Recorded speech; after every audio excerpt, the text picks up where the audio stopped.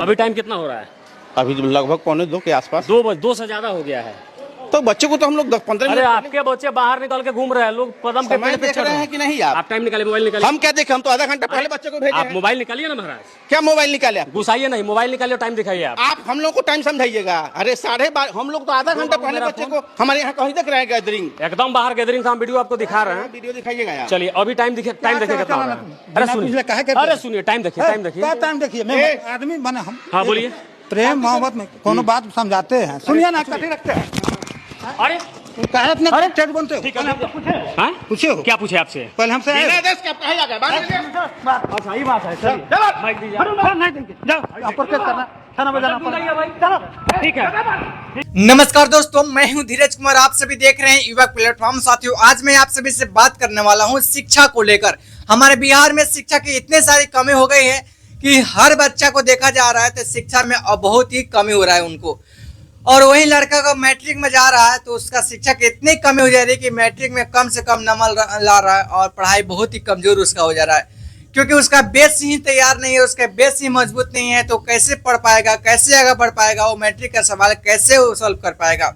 हमारे बिहार में जितने सारे सरकारी स्कूल चलती है, सरकारी संस्थाएं चलती है, उसमें शिक्षा बहुत ही कमजोर दिया जाता है, बहुत ही कमजोर किया जाता है।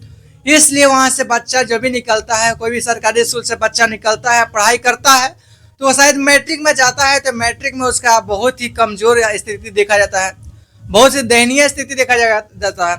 और साथियों, आप सभी को बता दूं कि अगर कोई भी विद्यार्थी, कोई भी बच्चा होगा, अगर आप सभी को सरकारी से दिखता होगा तो बिना वो अभी कोचिंग के, बिना किसी क्लास से वो आप मैट्रिक का परीक्षा दे ही नहीं सकता है। क्यों जानते हैं? क्यों? क्योंकि हमारे बिहार में जितने सारे सरकारी स्कूल है उसमें पढ़ाई अच्छे से नहीं होती है, और अच्छे से पढ़ाई नहीं होने के कारण सभी बच्चे कोई ना कोई ट्यूशन पकड़ते हैं, कोई ट्यूशन में जाकर पढ़ाई करते हैं, कोई इंस्टीट्यूट में ज्वाइनिंग करते हैं और वहाँ जाकर मैट्रिक का, इंटर का पढ़ाई करते हैं।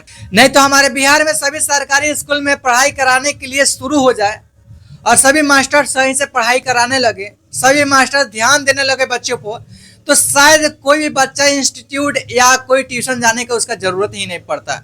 इसलिए हमारे बिहार में जितने सारे सरकारी स्कूल है उसमें पढ़ाई की बहुत ही कमजोरी हो गई है, और वहाँ के शिक्षक जाते हैं तो बच्चों से बस एडमिशन करवाते हैं, फीस लेते हैं, प्रतिदिन बुलाते हैं और बैठाते हैं, अच्छे से पढ़ाई नहीं कराते हैं। इसलिए बच्चा मजबूर होकर कोई ट्यूशन पकड़ता है, कोई इंस्टीट्यूट पकड़ता है, वहाँ पर जाकर प्रतिदिन पढ़ाई करता है, तब जाकर शायद मैट्रिक एग्जाम दे पाता है, इंटर का एग्जाम दे पाता है। शायद कोई इंस्टीट्यूट नहीं पकड़ता, कोई कोचिंग ज्वाइनिंग नहीं करता है तो शायद वो मैट्रिक का परीक्षा दे भी नहीं सकता है।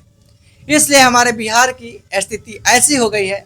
शायद आप सभी जानते होंगे कि आपका भी कोई लड़का पढ़ता होगा तो सरकारी स्कूल में से पढ़ के और सोचेगा कि अगर मैट्रिक का एग्जाम दे दूँ, शायद वो एग्जाम को दे भी नहीं सकता है। इस बात को लेकर मैं बिहार सरकार को बोलना चाहूंगा कि बिहार के जितने सारे सरकारी स्कूल में शिक्षक लोग पढ़ा रहे हैं, प्लीज उन पे कार्रवाई किया जाए और उनको गार्डिंग किया जाए ताकि वो बच्चों को पढ़ा पाए सही से। नहीं तो ऐसा होगा तो हमारे बिहार में बच्चे सुधर नहीं पाएंगे और पढ़ नहीं पाएंगे। इसलिए हमारे संविधान में लिखा हुआ है कि शिक्षा का अधिकार, और इसमें आर्टिकल 21A बोलता है कि हमारे सभी बच्चों के यानी 6 से लेकर 14 साल के बच्चों को शिक्षा देना अनिवार्य है। इसलिए साथियों, आप सभी से मैं कहना चाहूंगा कि आप सभी के अगर स्कूल में या आपके मोहल्ले में, आपके टोले में, आपके गांव में, आपके बाजारों में अगर कोई भी सरकारी स्कूल हो, उस पर गार्डिंग किया जाए, आपके बच्चों पर गार्डिंग किया जाए।